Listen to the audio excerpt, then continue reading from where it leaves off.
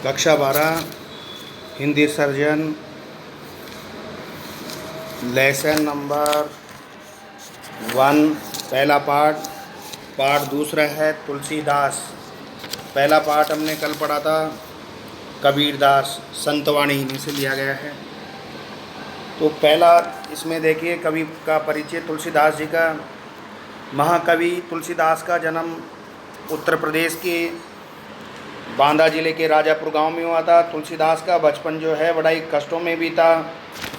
कष्टों के दौर से गुजर कर उन्होंने नरहरि, आनंद और शेष सनातन से शिक्षा प्राप्त की।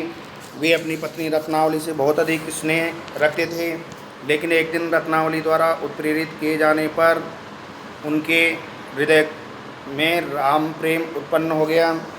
तुलसीदास का जब जन्म हुआ था तब इनके पूरे 32 दांत थे। विचित्र अवस्था होने के कारण इनके माता पिता ने अशुभ नक्षत्र में जन्म होने के कारण उनके अपने नौकरानी को जो है उसको दे दिया।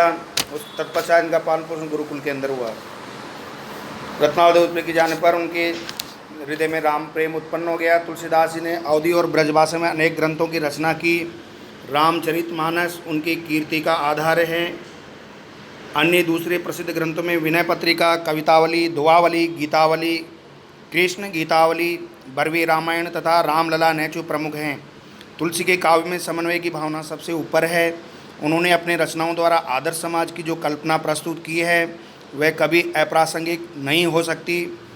तुलसी का काव्य भारतीय समाज का आदर्श पथ प्रदर्शक माना जाता है। पाठ का परिचय इस प्रकार है। पुस्तक में संग्रहित तुलसी के दोहे मानवता की शिक्षा देते हैं। उन्होंने कहा कि काम, क्रोध आदि दुर्गुणों से सदैव दूर रहना चाहिए। मानव जीवन की सार्थकता परमार्थ में है, अर्थात परोपकार में है। मनुष्य अच्छी संगत से अच्छा और बुरी संगत से बुरा बन जाता है। सभी के साथ मिलजुल कर चलना चाहिए। समय प्रतिकूल हो तो मौन रहना सर्वोत्तम है। समय अच्छा नहीं है तो आदमी को शांत रहना चाहिए। बुरे समय में धीरज, धर्म, विवेक, साहित्य, साहस, सत्यव्रत, परमात्मा में विश्वास रखना चाहिए। वैसे ही आप देखेंगे पहला जो पद है वो है काम, क्रोध, मद, लोभ, रत, ग्रास, सक्त, दुख रूप ते किम जान ही रघुपति मूढ़ परे भवकूप। इसका आप जो है भावार्थ है। देखो, काम का मतलब यहाँ पे कामनाएं होती है और मद कहते हैं अहंकार को। रत का मतलब होता है रत रहना, डूबे रहना। भवकूप, कुएं में गिरना, संसार रूपी कुआं।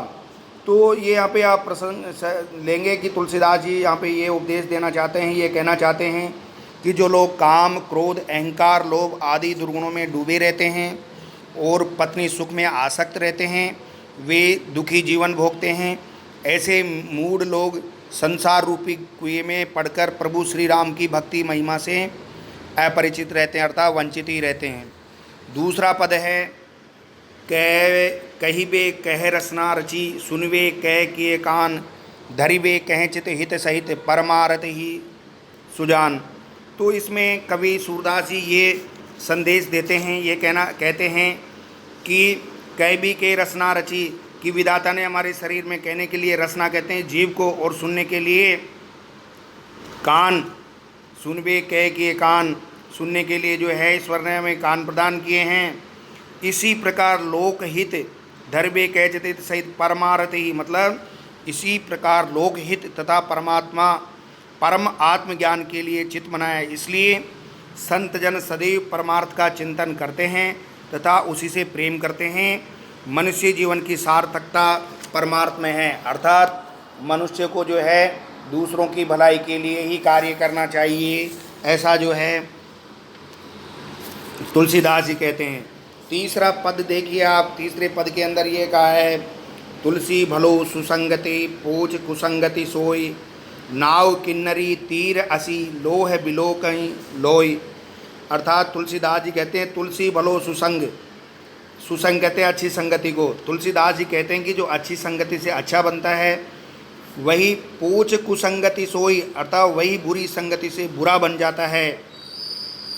नाव किन्नरी तीर असी, जैसे नाव की संगति से नाव किन्नरी तीर असी लोह यानी लोहा, विलोकऊँ देखकर, जैसे नाव की संगति से लोहा भी किनारे पर आ जाता है, किंतु वह लोहा बुरी संगति से घातक हथियार भी बन जाता है। लोहा भारी होता है, पानी में डूब जाता है, लेकिन नाव में लगने कर वो भी जो है पानी के अंदर तैरना लगता है। तो कभी कहना चाहते हैं कि अच्छी संगति से मनुष्य भी जो है अपनी नैया पार लगा लेते हैं।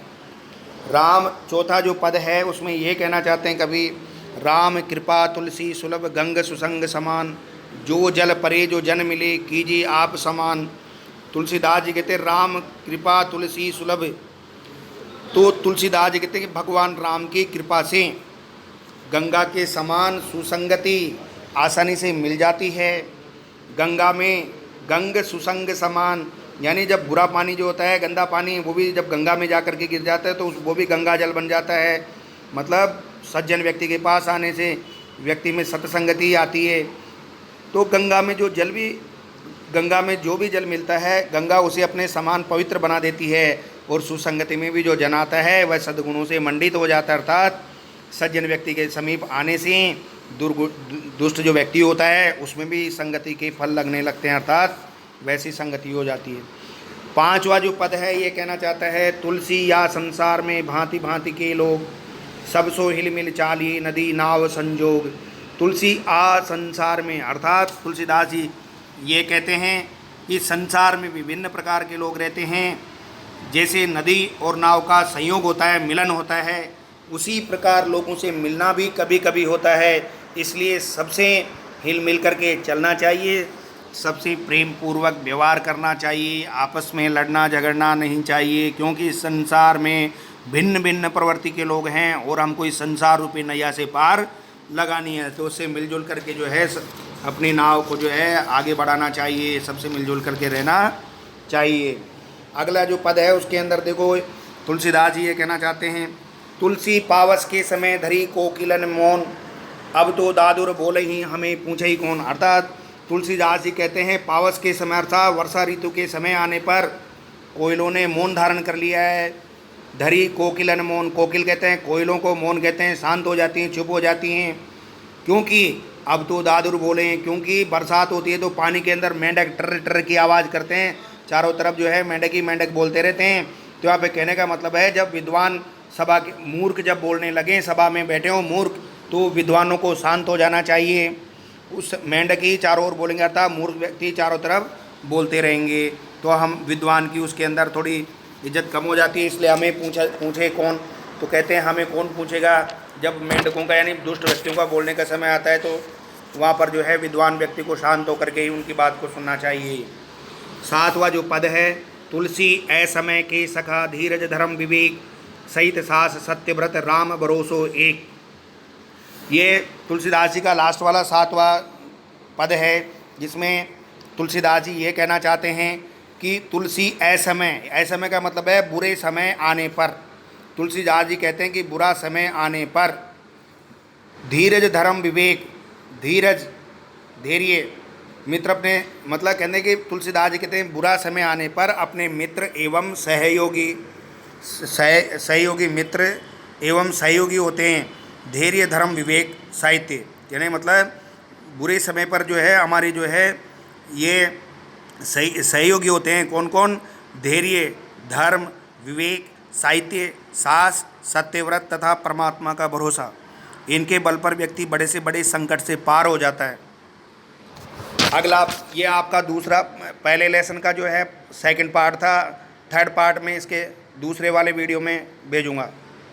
धन्यवाद। इसको अच्छी तरह से आप समझ लें, समझने के बाद बहुत ईजी हैं, सरल हैं, एक बार में आपको समझ में आ जाएंगे।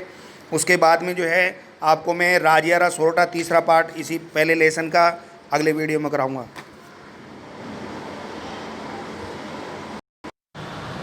एरो को दबाना पड़ता है।